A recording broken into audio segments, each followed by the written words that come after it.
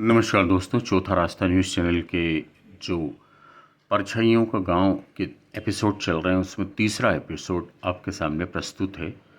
इसका शीर्षक है वह जो दिखता नहीं और कहानी है परछाइयों का गांव। रात के तीसरे पहर में काली बेल में गांव जैसे थम गया था। हवा जैसे रुक चुकी थी और हर साया हर दरख्त जैसे कुछ छुपा रहा था। आदित्य की आंखों से नींद कोसों दूर थी। तकिए के नीचे रखी वो पुरानी डायरी और उसके पास रखा ताबीज अब दोनों चीज़ें नहीं रह गई थी बल्कि चेतावनी बन चुके थे। बाहर हल्की हल्की सरसराहट की आवाज़ आई। वो उठकर खिड़की के पास गया और एक पल के लिए लगा कि आंचल जैसा कुछ पेड़ों के पीछे लहराया और वो तुरंत बाहर निकला। बरामदे में माँ नहीं थी। एकाएक घबराहट हुई। माँ कोई जवाब नहीं आया। उसे याद आया कि पिछली बार जब उसे परछाई देखी थी तो उसकी माँ घर के भीतर ही थी। तो क्या वो? जैसे ही वह दरवाज़ा खोलकर बाहर जाने लगा तभी पीछे से माँ की आवाज़ आई, कहाँ जा रहा आदित्य? वो पलटा। माँ वहीं खड़ी थी, मुस्कुरा रही थी, मगर उस मुस्कान में कुछ अजीब था। आंखें कुछ सूनी, कुछ गहरी, कुछ जानी पहचानी, फिर भी अनजान। माँ आप ठीक हैं? हूँ तो तेरे सामने, उन्होंने कहा और एकदम शांत हो गई। फिर उन्होंने कहा, कभी कभी जो दिखता वो होता नहीं और जो होता है वो दिखता नहीं है। आदित्य एक पल को सन्ने रह गया। क्या मतलब है आपका? माँ ने कोई जवाब नहीं दिया, बस धीरे धीरे कमरे से बाहर चली गई। आदित्य ने उनकी चाल पर ध्यान दिया, जैसे वो कठपुतली चल रही हो, एक लय में, बिना भाव के। उसी समय गोविंद दौड़ता हुआ आया, पसीने से तरबतर। वो वहाँ है, उसने कहा। कौन? जिसे हम देख नहीं सकते मगर वो हमें देखती है। दृश्य, गांव का कुआं। गांव के पुराने हिस्से में कुआं था जिसे दशकों से इस्तेमाल नहीं किया गया था। लोगों का मानना था कि वहाँ कुछ रहता है। दादाजी की डायरी में बार बार उस कुएं का जिक्र था। जहाँ पानी नहीं वहाँ चेहरों की परछाइयाँ उतरती है। आदित्य और गोविंद रात में उसी कुएं तक पहुंचे। चारों ओर घना अंधेरा, बस ताबीज की धीमी रोशनी झिलमिला रही थी। आदित्य ने कुएं के अंदर झांका। अंधकार घना था पर गहराई में कुछ हलचल थी, जैसे परछाइयाँ तैर रही हों। पानी तो नहीं था पर आवाज़ें थी। कानों में एक धीमी सी फुसफुसाहट गूंजी, तू जा, तू तो मेरा है।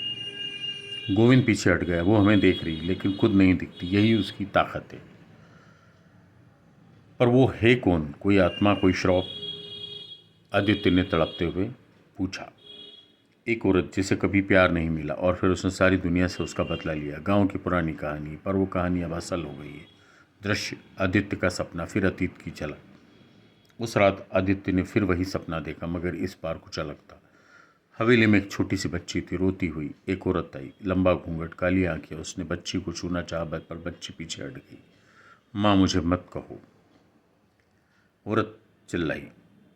क्यों क्यों मारा सबको? बच्ची की आवाज़ कांप रही थी। क्योंकि मुझे अकेला छोड़ दिया गया था। अब मैं भी किसी को अकेला नहीं छोड़ूंगी।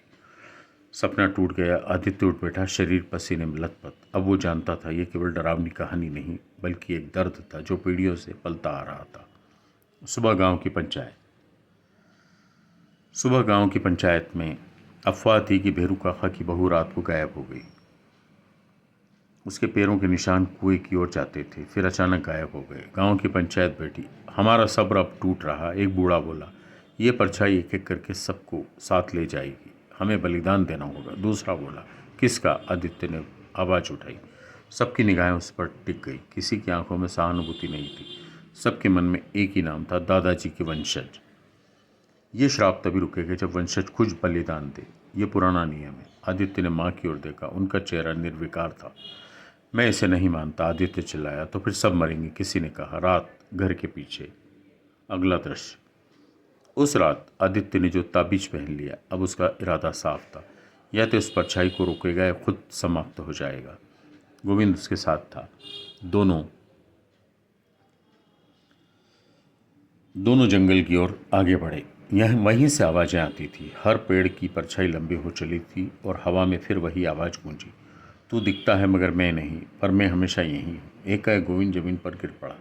किसी अदृश्य शक्ति ने जैसे उसे धकेल दिया हो।